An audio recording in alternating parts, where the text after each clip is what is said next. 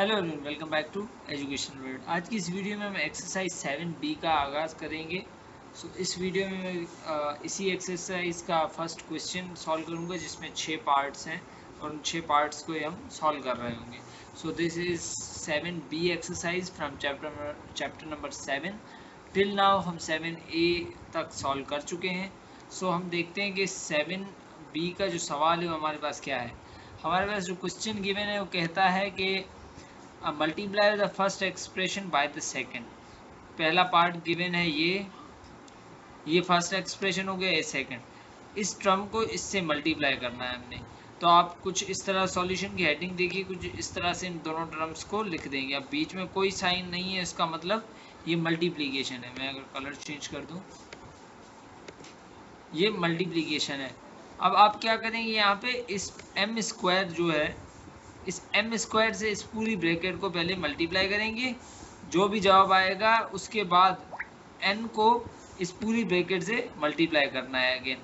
जो भी जवाब आएगा उसके बाद हमने देखना है कि अगर कोई टर्म कैंसिल हो रहा है, ऐड हो रहा है, क्या हो रहा है, उसे हमने सिंप्लीफाई करना है। अगर मैं आगे सॉल्यूशन में बढ़ूँ तो मैंने वही किया है कि एम स्क्वायर को बाहर लिख दिया, multiply by this whole bracket, and then N को रख दिया, and then multiply by whole bracket. ये प्लस की साइन ये वाली है। आपको कुछ रूल याद रखने हैं कि प्लस मल्टीप्लाई बाय प्लस होता है हमारा plus, plus into minus minus होता है, माइनस इंटू माइनस प्लस होता है, और माइनस इंटू प्लस माइनस होता है। ये चीज़ें आपने याद रखनी है। अब जब ये एम स्क्वायर इस एम स्क्वायर से मल्टीप्लाई होगा, हमने प्रीवियस चैप्टर्स में कुछ पढ़ा था कि जब सेम बेस वाले नंबर दोनों मल्टीप्लाई हों या वेरिएबल मल्टीप्लाई हों तो उनके पावर ऐड होते हैं। तो m एक बार आ जाएगा, उसके बाद 2 + 2 4 हो जाएगा। उसके बाद इसके पास कोई साइन नहीं है, इसका मतलब ये है पॉजिटिव m। तो प्लस इंटू प्लस प्लस होता है। अब m को मल्टीप्लाई जब हम m n से करेंगे तो यहाँ पे ये m मल्टीप्लाई होगा इस m से भी एंड देन n से भी। तो एम स्क्वायर जब m से मल्टीप्लाई होगा तो इसका पावर 1 और इसके पावर 2, तो ये बन जाएगा m³ और उसके बाद ये n सेम आ जाएगा।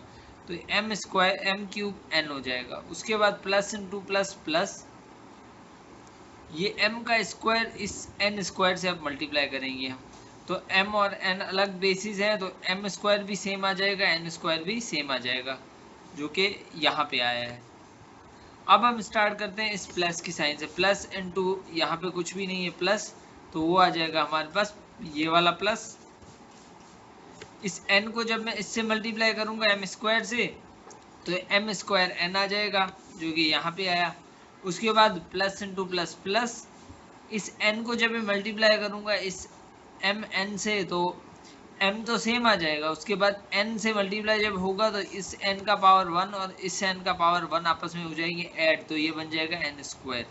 उसके बाद plus into plus plus, n multiply by n square n³ बनेगा। आई होप ये समझ आया है। अगर यहाँ पे कोई भी सिमिलर चीज़ें हैं जो कि कैंसिल हो सकती हैं, ऐड हो सकती हैं, तो आप करेंगे, otherwise this is the answer. Question number 2 है हमारे पास 5a² - 2ab + 3b², ab + 1। इस टर्म को इससे हमने मल्टीप्लाई करना है। तो मैंने वही सॉल्यूशन की हेडिंग देके टर्म्स को लिख दिया है। अब पहले मैं ए बी से पूरी ये ब्रैकेट मल्टीप्लाई करूंगा, देन उसका जो जवाब आएगा उसके बाद मैं दोबारा इसी ब्रैकेट को 1 से मल्टीप्लाई करूंगा।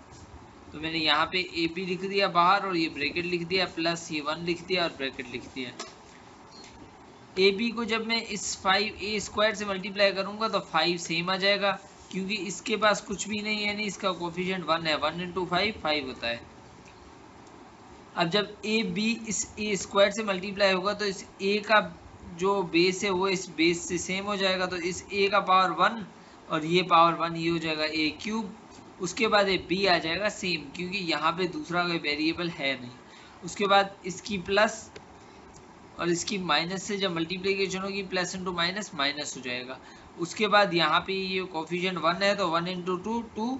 उसके बाद a इस a से जब मल्टीप्लाई होगा तो a² बन जाएगा, एंड देन ये b जब इस b से मल्टीप्लाई होगा तो a² b² बन जाएगा। उसके बाद plus into plus plus, 1 into 3 3 हो जाएगा, एंड देन ये ए एज इट इज आ जाएगा और बी यहाँ पे स्क्वायर है और एक बी ये, तो यहाँ पे बी ये क्यूब बन जाएगा, ये 3 है।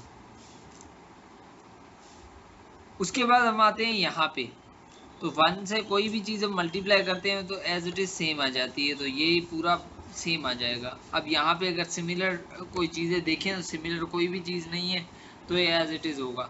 यहाँ पे ये भी पॉसिबिलिटी हो सकती है कि वेरिएबल आपके आगे पीछे हो, फॉर एग्जांपल 2a² b² पहले लिखा हुआ हो या बाद में लिखा हुआ हो, इट डजंट मैटर, टर्म्स आपके पूरे होने चाहिए and you can check the answer. आप अरेंजमेंट भी कर सकते हैं। पार्ट 3 है हमारे पास a की power 4 plus a³ minus 1 comma a power 4 minus a² plus 1।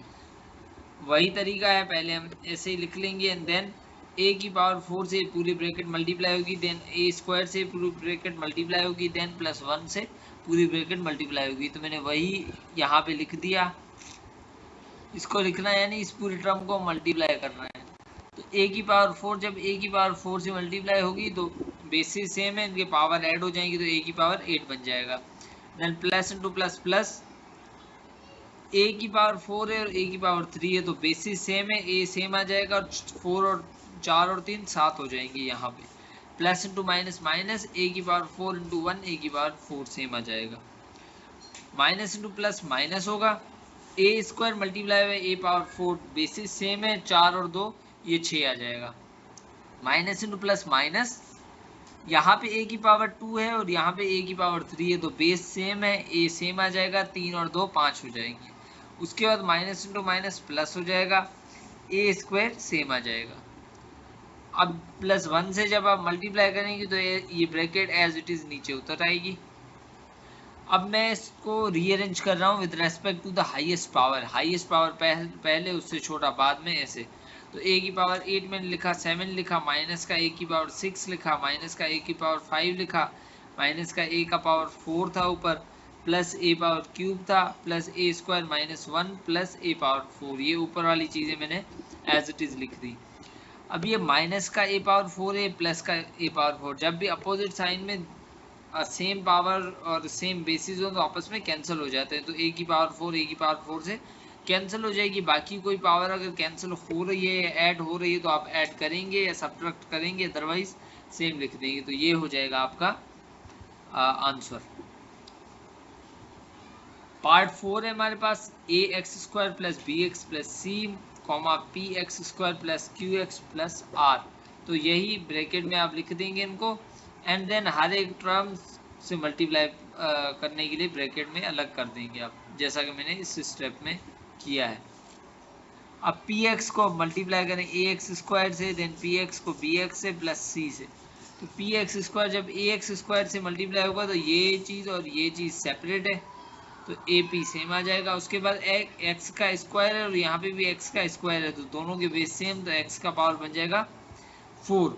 उसके बाद plus into plus plus bpx, ये इस x पे पावर 1 था, इस पे पावर 2 तो ये क्यूब बन जाएगा and then plus into plus plus c और ये p डिफरेंट है तो सेम आएंगे, x की स्क्वायर खाली आ जाएगी तो ये cpx² आ गया।